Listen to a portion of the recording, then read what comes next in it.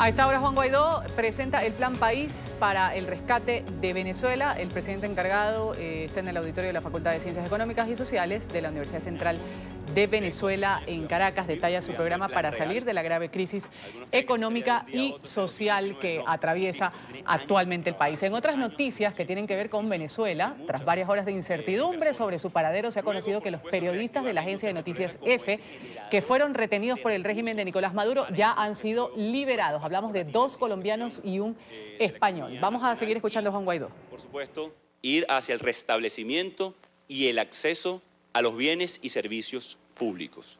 Debe ser de universal acceso a algo elemental como el agua. Y cuando hablamos de libertades, y de nuevo a la prensa internacional, hoy el venezolano no puede decir ni a qué hora bañarse. Hablando de libertades, no puede decidir qué come, sino a qué tiene acceso, a qué consigue. O sea, cuando hablamos de bienes y servicios, es la capacidad de poder comprarlos, no que nos los regalen. Aquí en Venezuela nadie quiere que le regalen nada, quiere producir como siempre lo ha hecho. Y mientras tanto, estamos conscientes que hay que atender la emergencia humanitaria. Este plan no busca apretar, por cierto. No busca apretar en un país que el 65% de la población, apretar el cinturón, quiero decir, como en argot de los planes de recorte y algunos otros elementos. ¿Cómo apretar más a un país que el 65% de la población perdió en promedio 10 kilos? ¿Qué más se puede apretar? Busca recuperar, busca reactivar, busca buscar nuevas fuentes de ingreso para Venezuela. Este plan no busca chantajear al ciudadano. No, señor. No más control social. No más depender de un subsidio. Hoy lo necesitamos, insisto, sí. Y eso hay que entenderlo. Alguien que hace una cola no lo hace por gusto. Alguien que protesta por gas doméstico, se lo juro, que no lo hace por gusto, sino por profunda necesidad. Y eso lo entendemos. Y queremos que usted más nunca se pueda subyugar o se deba a una lista o a algún otro elemento. Esto, por supuesto, no busca proteger intereses de las bandas criminales. Ya sabemos las mafias que se han conformado en torno a todos nuestros elementos. Y lo más importante, lo decía como objetivo de esto, es consensuar este plan, este documento, que tendrá como punto focal sacar y diversificarlo en todo espacio. Ya ustedes han visto lo que hace Conatel con nosotros. Entonces no creamos que porque estamos aquí y hay muchas cámaras y medios a los cuales le agradezco, ya todo el país sabe que tenemos un plan. ¿O cuántas veces ustedes mismos han escuchado, bueno, ¿y cuál es su plan? ¿No han escuchado o no? Pues hay que salir, todos nuestros diputados que están aquí presentes, que les pido un aplauso para el esfuerzo de todos nuestros diputados, que sin un bolívar de sueldo, que sin un elemento, siguen echando el resto. Todos nuestros diputados saldrán, como han salido en cabildos abiertos, en asambleas populares, a explicar este plan, paso por paso. Las universidades, los gremios, el sector agroindustrial.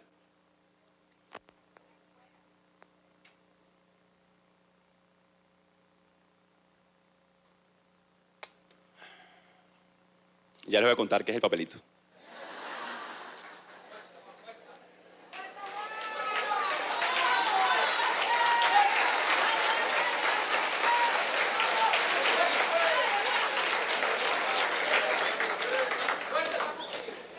Hemos avanzado, hermano.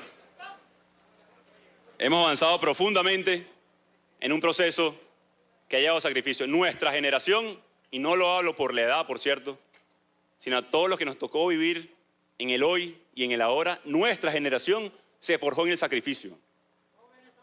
Se forjó en una dictadura. No se envileció. Y es demostración de que seguimos resistiendo con la frente en alto a pesar de la renta. Lo contrario. Aprendimos como sociedad que era para el ciudadano, que cada bolívar, centavo, dólar del presupuesto público debe ser sagrado, al servicio del ciudadano, no para enriquecerse unos pocos. que cada bolívar invertido nos debe doler como sociedad, porque si invertimos en agua, hay que pensar que no estamos invirtiendo en educación, y que cada bolívar que coloquemos en salud, debemos también pensar en infraestructura y servicios, ¿cierto? Entonces, cada bolívar, cada centavo nos debe doler y debemos hacernos dueños de eso. No más nunca un país de hipoteca, un país de propietarios. De hecho, en Venezuela, de que nos duela, que hagamos Contraloría Social en todo momento. Para culminar y contarles el papelito. Primer elemento, significar el día de ayer. Fue una de las demostraciones más poderosas que hemos visto en los últimos años. ¿Por qué? No solamente por los 5.000 puntos y la protesta masiva en todos los rincones de Venezuela, sino por lo disciplinado, organizado y no violento que fue.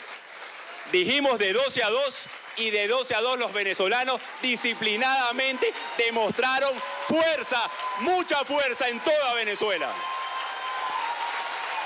No mordimos ningún peine. Es importante significar. Yo sé que nos gustaría estar en las calles todos los días, yo lo sé. Pero también sabemos que hoy estamos sobreviviendo. También sabemos que tenemos que comer. También sabemos que tenemos que llevar comida a la casa. Y también sabemos del desgaste que nos significó en el 2017. Así que la protesta sistemática, organizada, mantenida, como va a ser el sábado, este sábado, no solamente en Venezuela, sino en todo el mundo, cuenten con que va a durar hasta que logremos el cese de la usurpación, hasta que termine la dictadura. El sábado 2 de febrero debemos ir todos a las calles de Venezuela y el mundo con dos mensajes claros. Acompañar el ultimátum que dieran los ejecutivos de la Unión Europea, ya sabemos el resultado de hoy del Europarlamento. Y el segundo elemento es lograr y avanzar con procesos de anuncio de cuándo va a llegar la ayuda humanitaria. Vamos a hacer la marcha más grande muy pronto de Venezuela en la historia de este continente para lograr el ingreso. Adicionalmente, en cada ciudad del mundo van a entregar un documento en la Cancillería de ese país agradeciendo el respaldo a la causa venezolana y solicitando apoyo en materia de ayuda humanitaria. Hay propósito, hay un mensaje, hay una dirección muy clara. Así que debe ser masiva nuestra concurrencia el día sábado para seguir abonando en el terreno de tres cosas.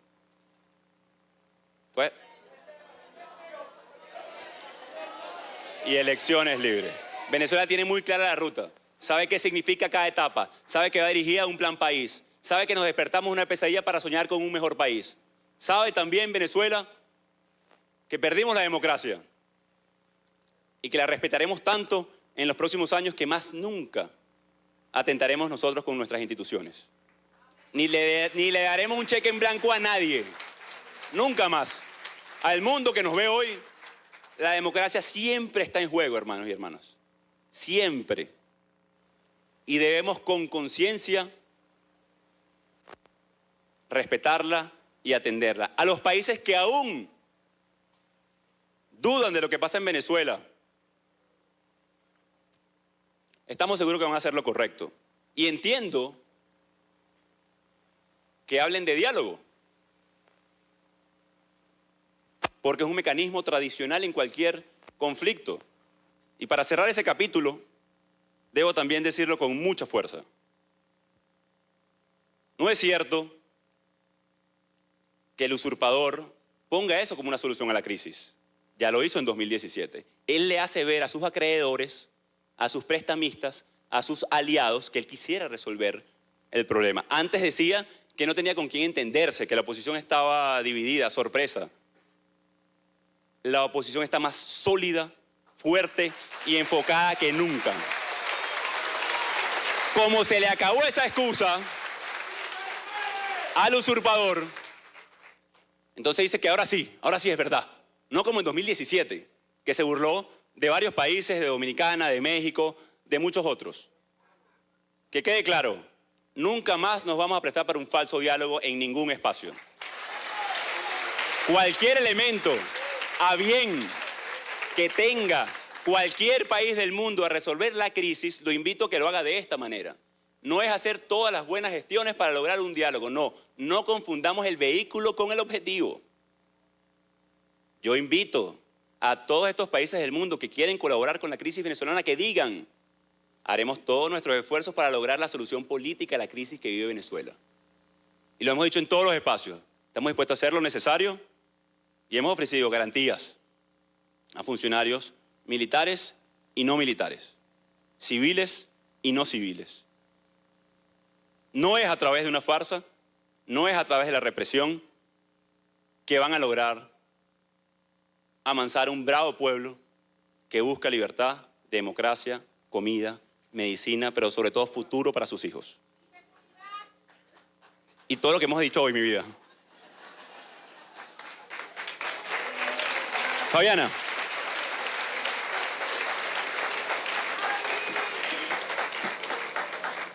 Antes de montarme a hablar en este podio, también me han preguntado mucho si temo por mi seguridad o la de mi familia.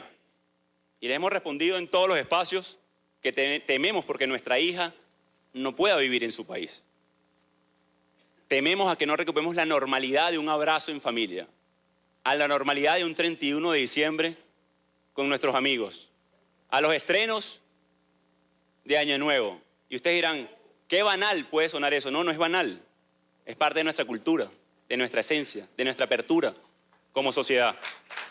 Y digo esto hoy, y saben que lo había mencionado poco, porque miedo me da que se convierta la urgencia en normalidad.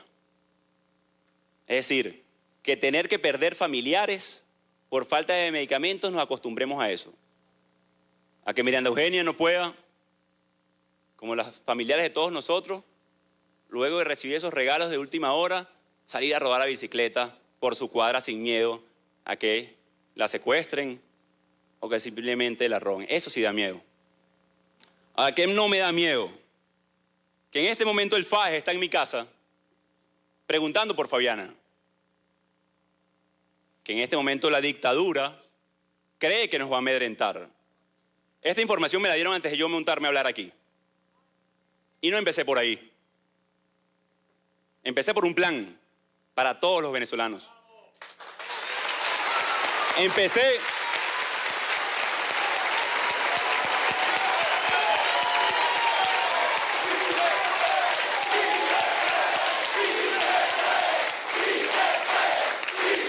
Claro que se puede.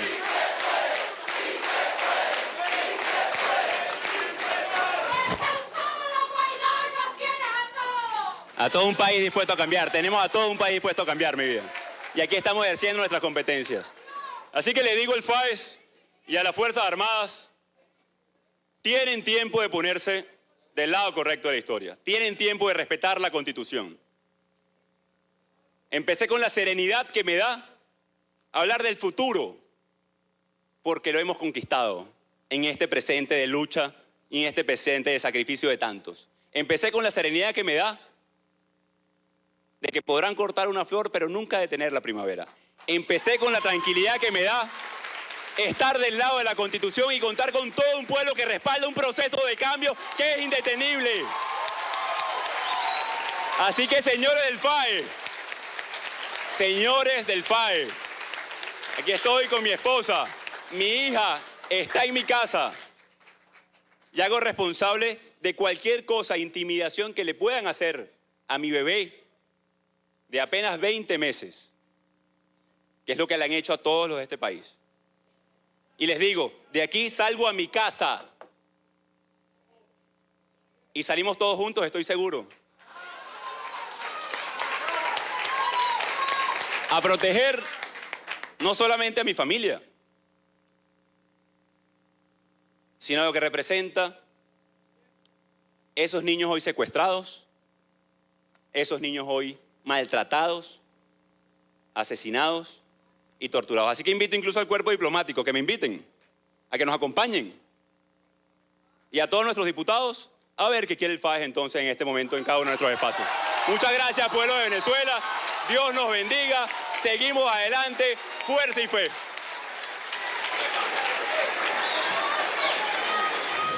Ha sido el presidente interino de Venezuela, Juan Guaidó, está acompañado de su esposa, Fabiana, le ha hecho subir al escenario en una parte de su intervención presentando el plan país para rescatar a Venezuela en la facultad de una universidad. Ha intervenido él ya como la fase final, estuvieron antes en su discurso otras personas que integran la Asamblea Nacional.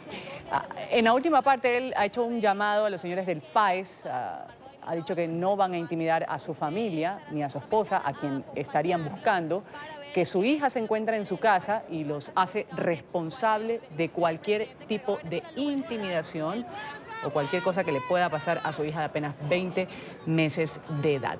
Vamos a volver enseguida con todo lo acontecido aquí en esta reunión que hubo en la Universidad en Caracas y con más noticias internacionales en el informativo. Ya volvemos.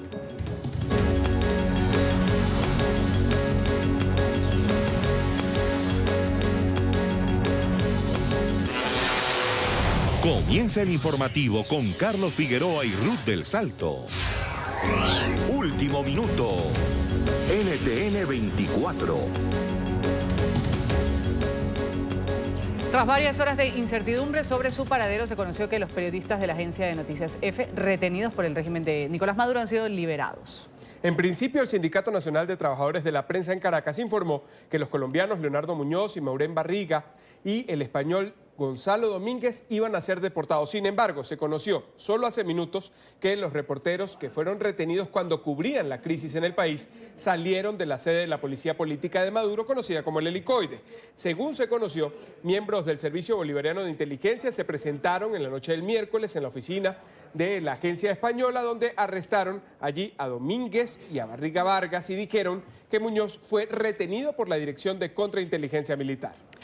Otros dos comunicadores de nacionalidad francesa también salieron de la custodia del SEBIN. El embajador de París en Caracas ha informado que están bien y que estarían viajando a territorio francés en los próximos minutos. Pierre Caillet y Baptiste des Montessier dijeron encontrarse bien, aunque agotados también por las horas de retención. El productor que les asistía en Caracas, el venezolano Rolando Rodríguez, también ha sido liberado.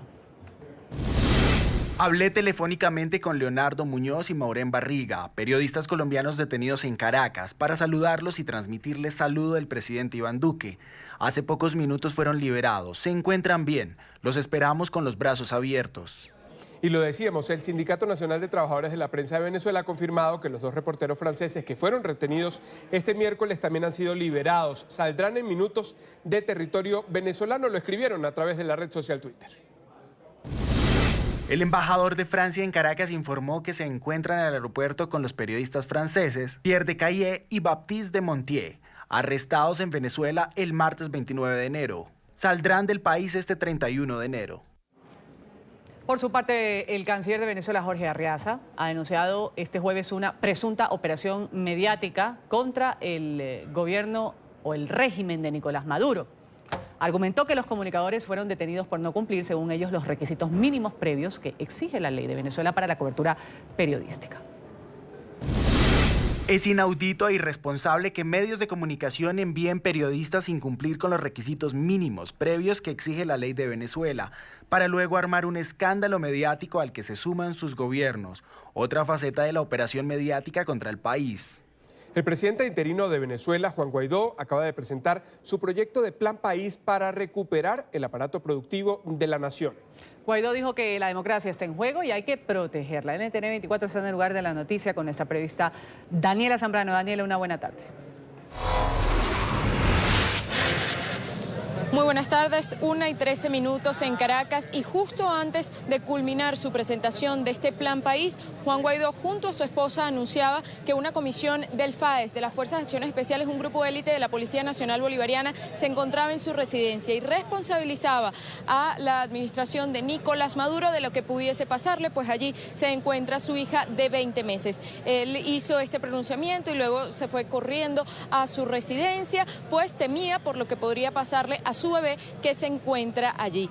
Antes de él abandonar la sede de la Universidad Central de Venezuela, que fue donde presentó este Plan País, también informaba que lo que está haciendo la actual directiva de la Asamblea Nacional y la comunidad internacional con los activos de PDVSA y con los activos del gobierno venezolano no es un bloqueo. Se trata de proteger los recursos para que un eventual gobierno de transición pueda invertirlos en recuperar la nación. Escuchemos. Que hay un bloqueo, si no fuera trágica la situación de Venezuela, diera risa. Si no fuera lamentable que los niños de Venezuela hoy mueren de hambre y falta de medicinas, pudiera ser un chiste. Pero el único bloqueo que hubo en Venezuela fue a las cuentas de banco de los ladrones y corruptos venezolanos. Entre 300.000 y 400.000 millones de dólares saqueados a la nación. Entonces no hay un bloqueo. Soberanamente y responsablemente la Asamblea Nacional, mi persona, protegimos los activos de la nación para que no se sigan robando el dinero de Venezuela.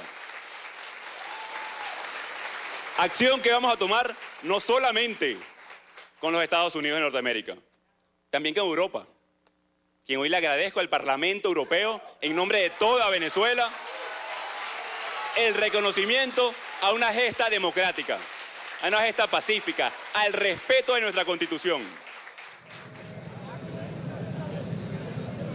Dijo además que están haciendo todas las acciones para poder obtener estos recursos y que en las próximas horas se van a dar detalles sobre cómo va a llegar esa ayuda humanitaria a territorio venezolano, que ya son varios los países que le han dado espaldarazo en esta materia, y también anunciaba además la movilización del próximo sábado para agradecer. Haciendo las gestiones para que este plan cuente con los fondos necesarios para llevarlo a cabo. No son acciones aisladas, es producto de un plan país a ejecutar. Así que, dicho esto, han escuchado durante la mañana el proceso de construcción. Hemos dicho mucho proceso en los últimos días.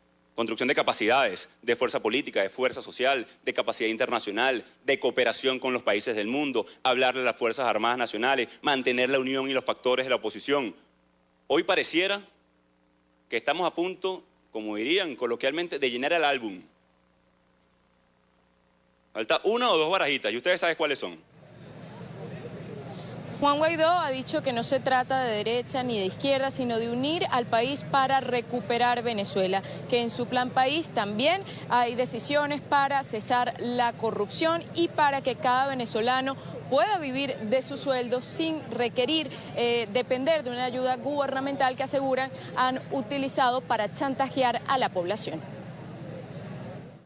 Cuando hablan de que esto es un problema de izquierda o derecha en Venezuela. No, esto es un problema de humanidad en Venezuela.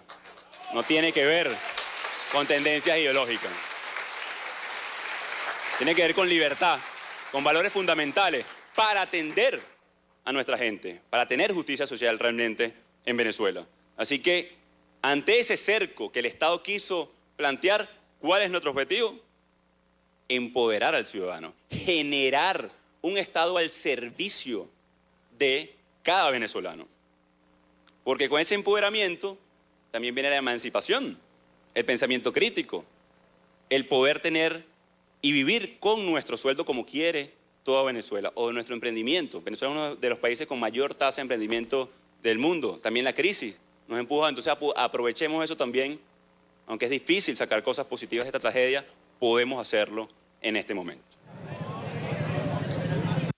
Juan Guaidó estuvo acompañado por diputados de la Asamblea Nacional, también economistas y representantes diplomáticos de Alemania, Japón, Argentina, Brasil, que estuvieron acá en el auditorio de la Universidad Central de Venezuela para escuchar esta presentación de Plan País. Reiteramos la información con la que abrimos este contacto. Antes de despedir, anunciaba y advertía que un grupo del FAES, las Fuerzas de Acciones Especiales, se encontraba en su residencia donde se encuentra su niña de 20 meses de edad, y él se dirigía hasta allá para constatar que estuviese bien y responsabilizaba al gobierno de Nicolás Maduro de lo que pudiese pasarles. La información desde Caracas, Daniela Zambrano. Volvemos al estudio.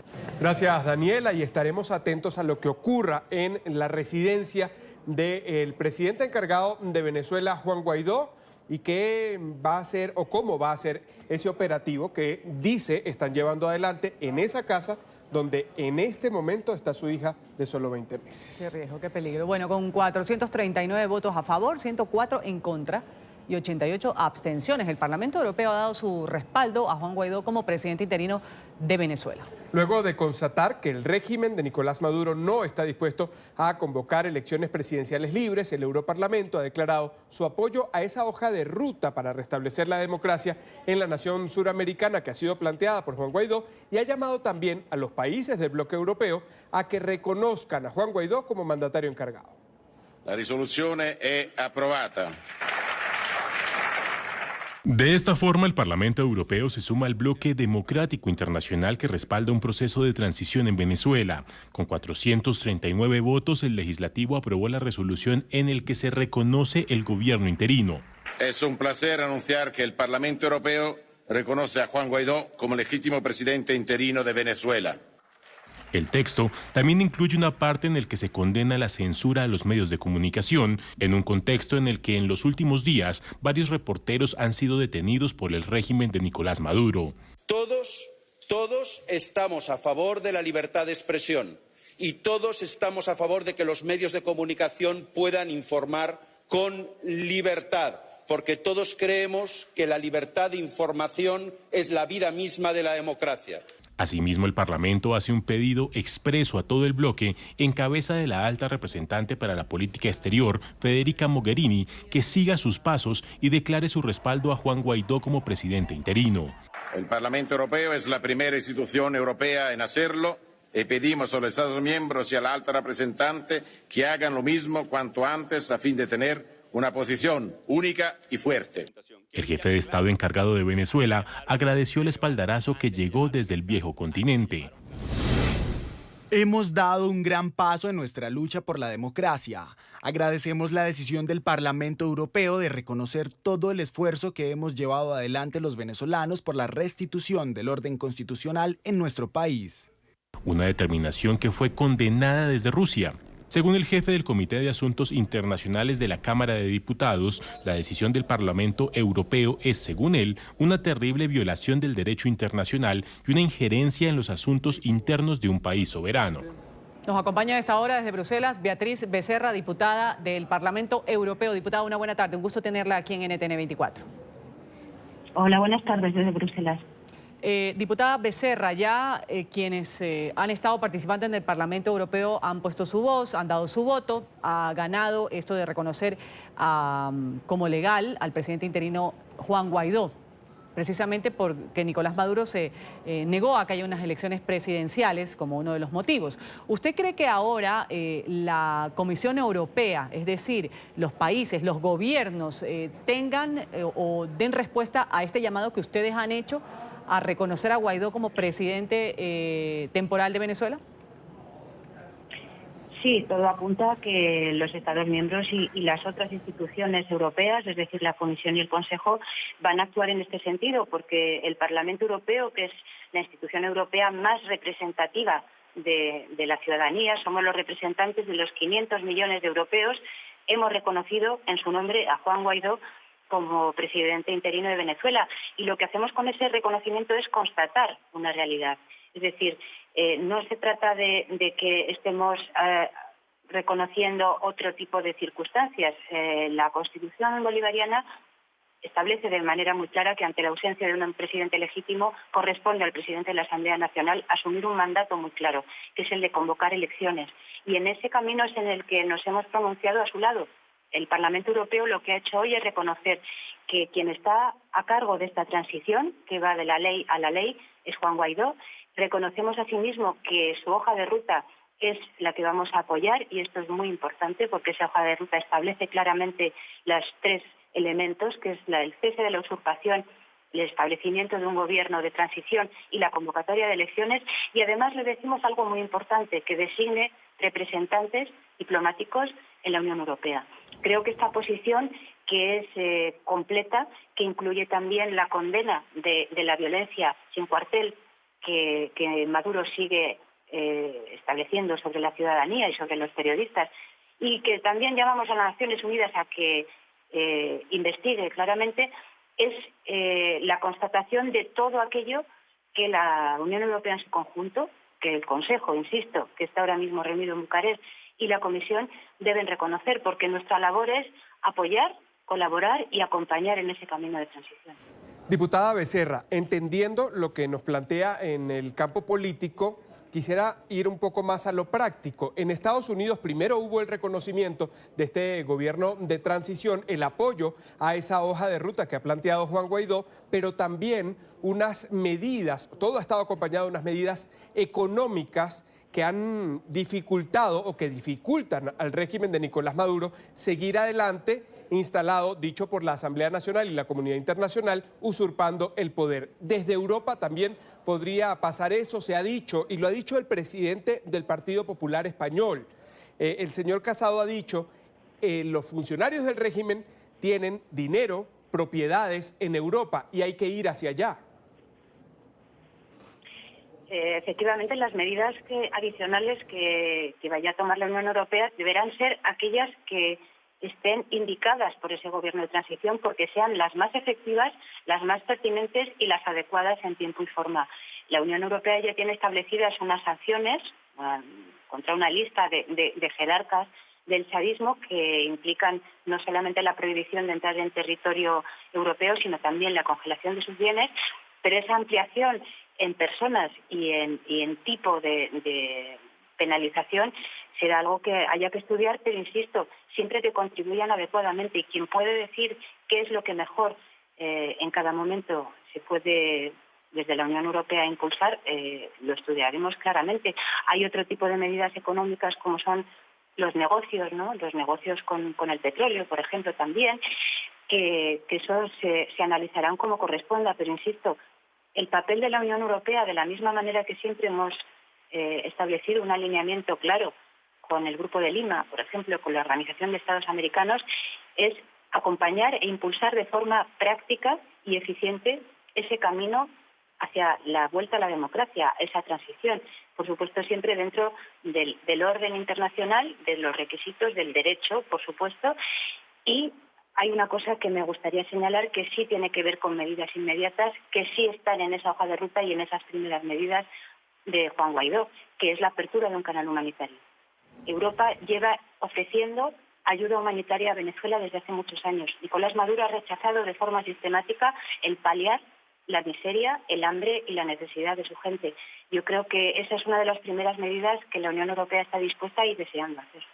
Vamos a agradecer a Beatriz Becerra, diputada del Parlamento Europeo, ha estado con nosotros aquí en NTN 24. Una buena tarde para usted. Muchísimas gracias, un saludo.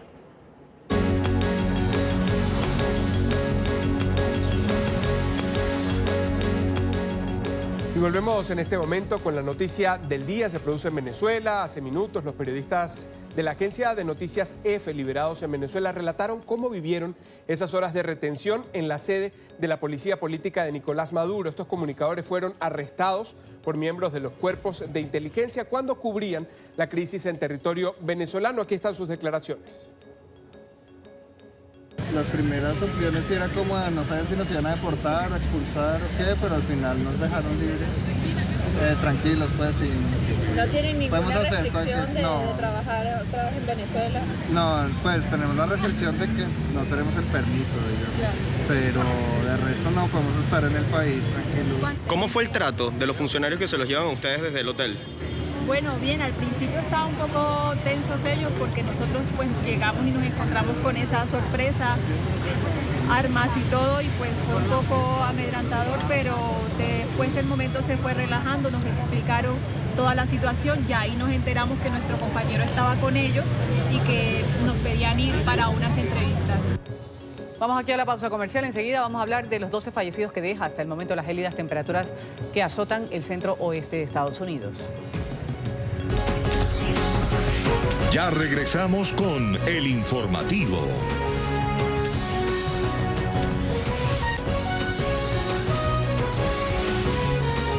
Continuamos con El Informativo.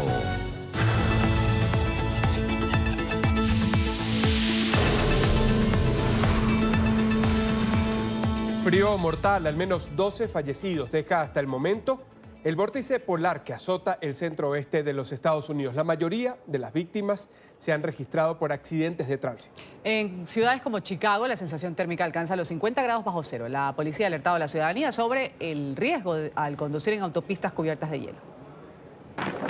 Las fuertes corrientes de viento no dan tregua a su paso por el medio oeste de los Estados Unidos. El vórtice polar ha paralizado por completo ciudades como Chicago, Detroit o Minneapolis, en donde se ha registrado una sensación térmica de 50 grados bajo cero.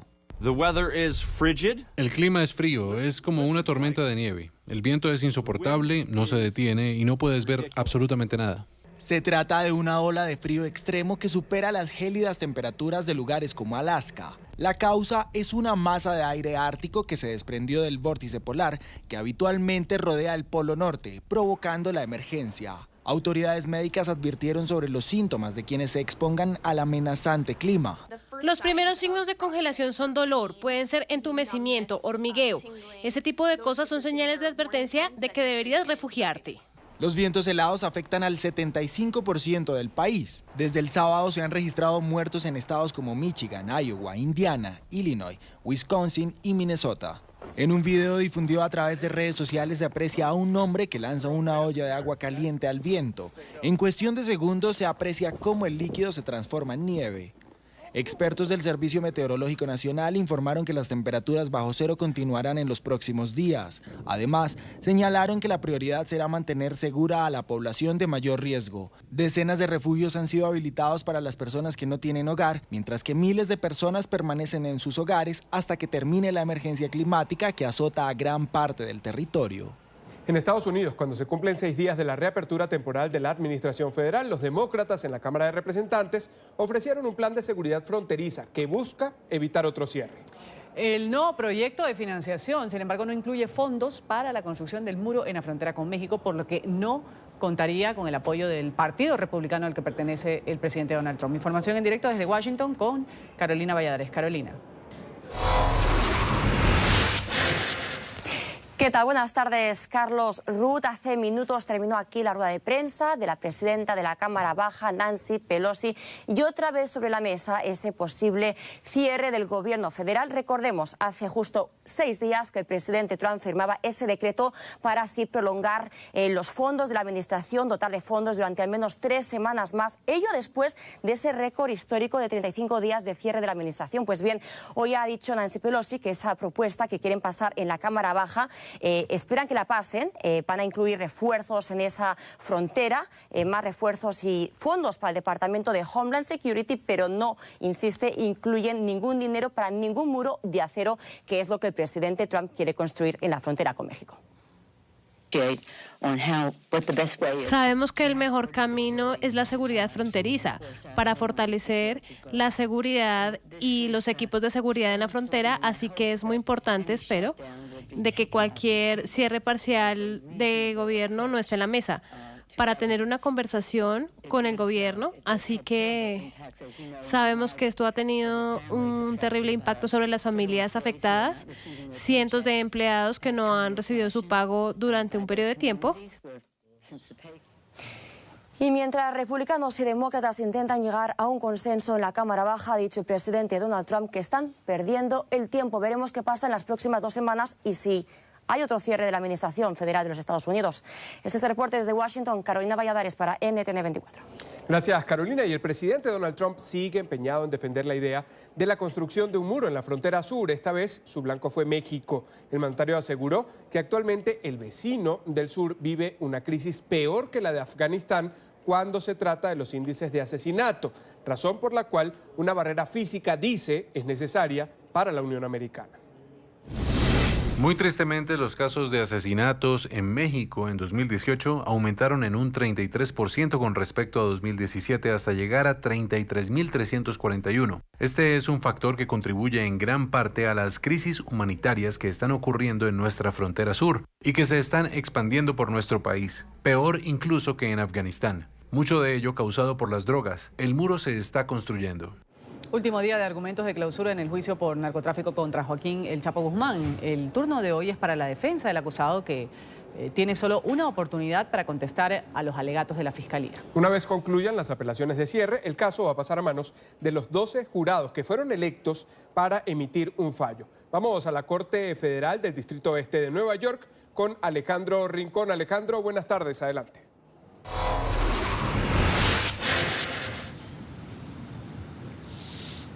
Hola Carlos, Ruth, televidentes del canal de las Américas. El abogado Jeffrey Lichtman es quien ha asumido la entrega de este argumento final a los integrantes del panel de jurados. Recurro a una frase entregada por él para describirles a ustedes el argumento, la última apelación a estos jurados en defensa del acusado por narcotráfico. Dijo Jeffrey Lichtman sobre los 14 testigos cooperantes llamados por la Fiscalía para rendir indagatoria en este proceso, que son personas que, abro comillas, han mentido toda su vida, cierro comillas. Una frase alrededor de la cual el abogado Lichtman ha tratado de plantear dudas y serias preguntas sobre el caso presentado por la Fiscalía. Esto ha sido precisamente ese argumento alrededor del cual la defensa busca hacer este último llamado a los jurados. Pues a propósito de esta estrategia de la defensa, hemos buscado el concepto de un abogado criminalista quien ha tenido procesos en este circuito federal de Nueva York, quien en las siguientes palabras les explica a ustedes un poco más sobre la importancia de estos argumentos de cierre y la estrategia de la defensa. Vean.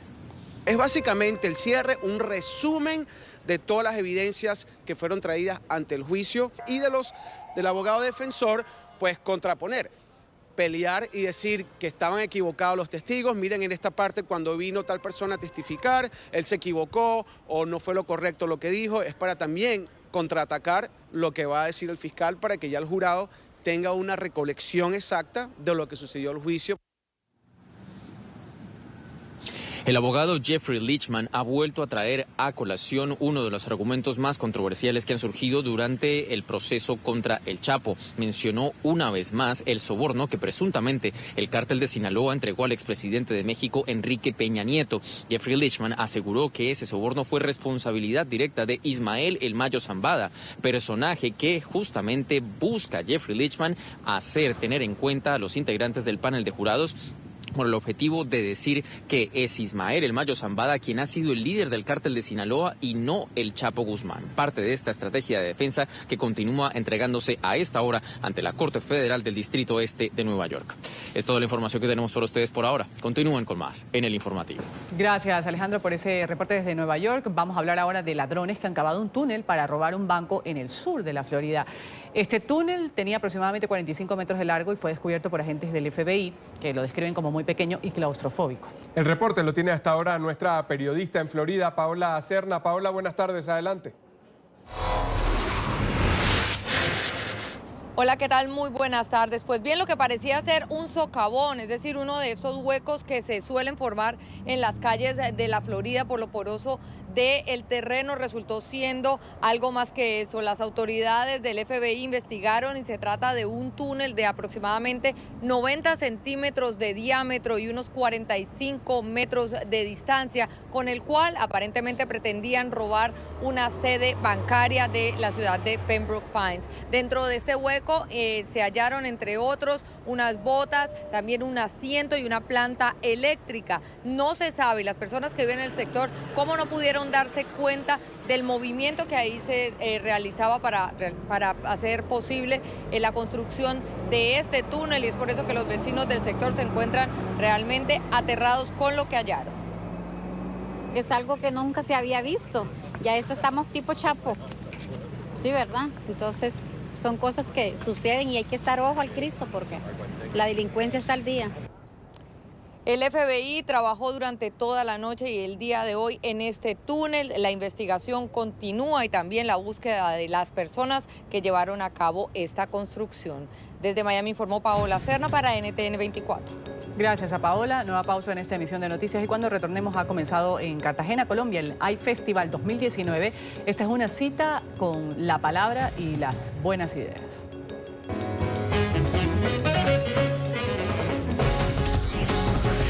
Ya regresamos con el informativo.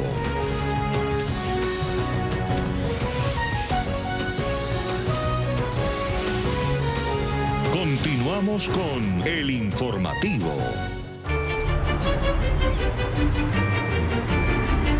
iFestival, imagina el mundo. Hoy comienza en Cartagena, Colombia, el iFestival 2019. Esta es una cita con las artes, también en torno a la palabra y a las buenas ideas. Escritores e intelectuales de distintas partes del mundo se concentran en la ciudad amurallada desde hoy hasta el próximo domingo. Cobertura especial de NTN 24 con nuestros enviados especiales, Andrés Gil y José Manuel Acevedo. Ya están en pantalla, de fondo el Caribe colombiano. Andrés, José Manuel, adelante. Gracias, Carlos, Ruth. Es un gusto estar con ustedes aquí en este cubrimiento especial de NTN 24. Sin duda alguna, Andrés, esta versión número 14 del iFestival en este año 2019, pues promete mucho. Vamos a hablar de economía, de política, pero también de literatura y se habla, ojo, de música. Claro que sí, José. 12 de la tarde, 48 minutos a esta hora aquí en Cartagena, Colombia. ¿Por qué habla usted de música? Porque hay artistas invitados especiales a este iFestival que traen sus instrumentos y que van a hacer el deleite del público. Uno de ellos es David Sánchez, un saxofonista puertorriqueño, boricua, que se presenta mañana en Medellín. ¿Por qué en Medellín? Porque también hay sedes alternas de iFestival. Medellín, Jericó, Antioquia, Turbaco, Aracataca. En fin, en Medellín está David Sánchez. Va a hacer una presentación con su saxo mañana en el cierre del iFestival en Medellín, en el Museo de Arte Moderno. Hablamos con él y aquí tenemos el informe.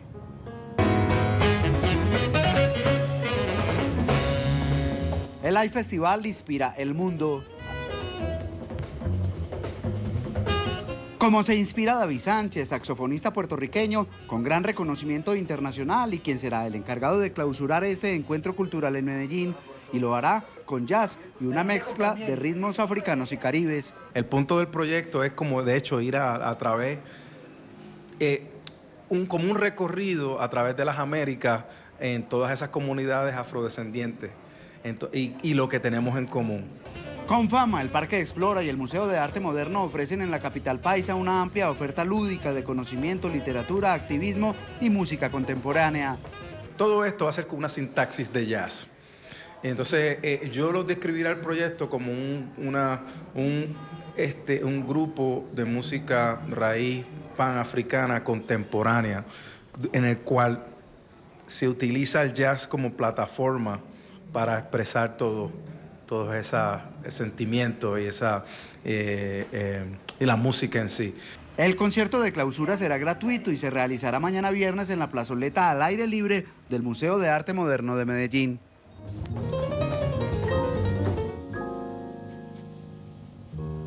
En Cartagena ya son las 12:50 del mediodía, Andrés, y hay festival como ya lo vimos en Medellín, pero también aquí en la ciudad heroica de todos los colombianos y por supuesto entre la gente joven, en las universidades. Eso es lo bueno del iFestival, también en las diferentes zonas comunitarias, entre las comunidades de la ciudad de Cartagena. Hay un eje del iFestival, por supuesto, José, que es aquí el Centro Histórico de Cartagena, donde precisamente hace 50 minutos está ya transcurriendo el primer evento de más de 100 eventos que están programados en este iFestival, conversatorios, hay conciertos, hay charlas, no solo literatura, también hay periodismo, economía, medio ambiente, asuntos de género.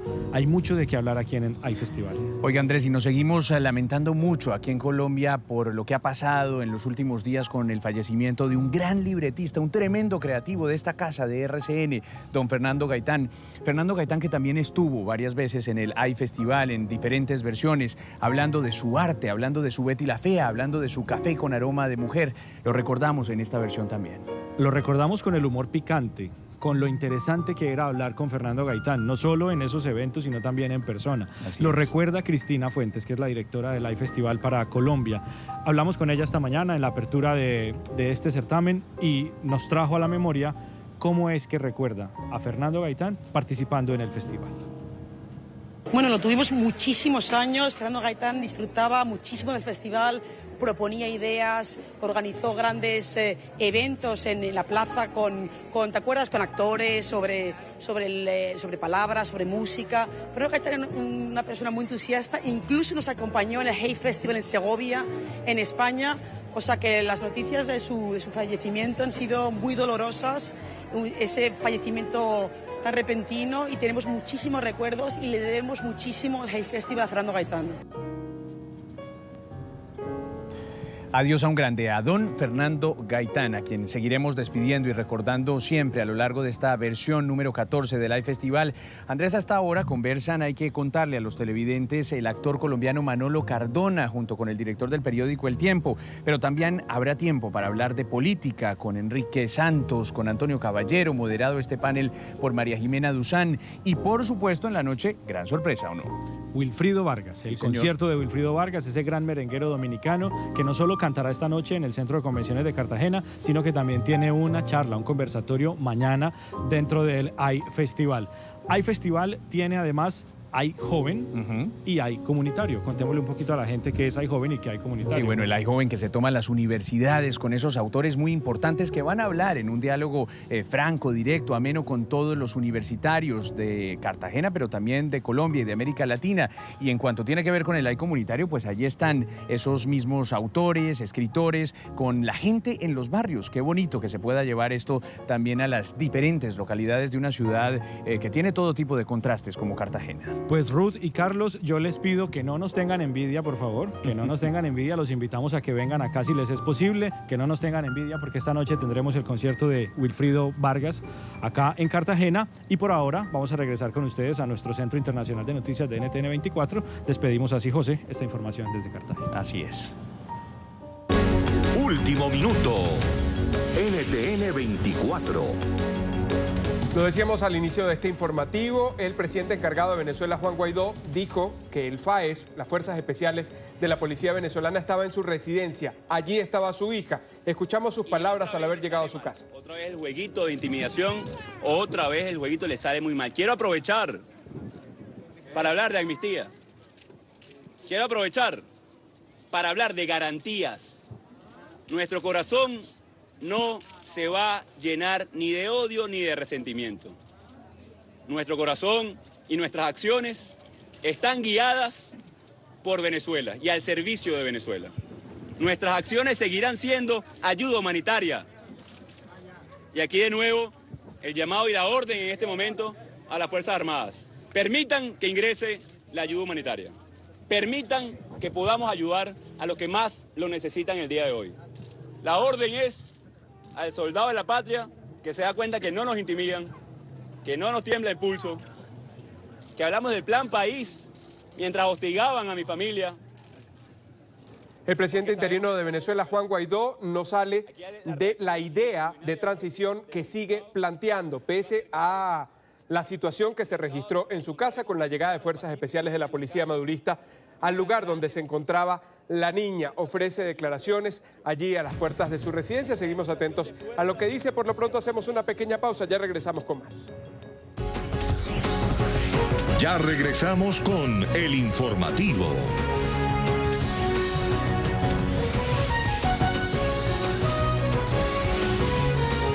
Continuamos con el informativo.